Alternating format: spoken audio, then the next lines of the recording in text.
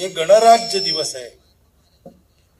अभी ये संविधान संसद में रखा गया और सरकार का कारोबार उसके आधार पर चलता है, परंतु अपना गणराज्य है, यानी ये प्रजा का राज्य है, तो इसको प्रजा को चलाना है।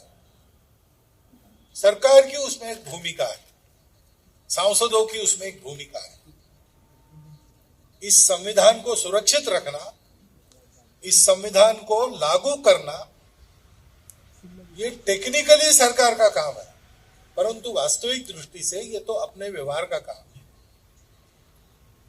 और इसलिए संविधान का हम थोड़ा अध्ययन करें। बहुत विद्वान लोग जैसा करते वैसा करने की जरूरत नहीं, लेकिन मोटा मोटी 4 बातें हैं जो संविधान का प्राण है, ऐसा मैं मानता हूं। संविधान की अपने प्रस्तावना है, प्रियम्बल। संविधान में नागरिक कर्तव्य दिए, संविधान में नागरिक हक अधिकार दिए, और संविधान में मार्गदर्शक तत्व दिए। ये बातें ऐसी है जो बदलती नहीं। सारी जो संविधान सभा की कार्रवाई हुई उसमें इन बातों पर पूरे संविधान सभा ने मिलकर निर्णय किया। वो अपने देश का सामूहिक संकल्प है, उसके अनुरूप अपना आचरण होना चाहिए। हमारे यहां सब प्रकार की स्वतंत्रता दी है, परंतु ये भी कहा गया है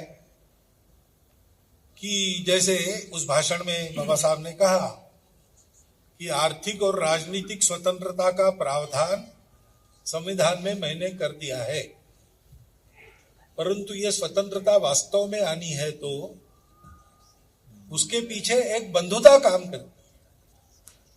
स्वातंत्र्य, समता और बंधुता ये तत्वत्रयी मैंने फ्रेंच राज्य क्रांति से नहीं ली, भारत में उपजे तथागत बुद्ध के विचार से मैंने उसको लिया।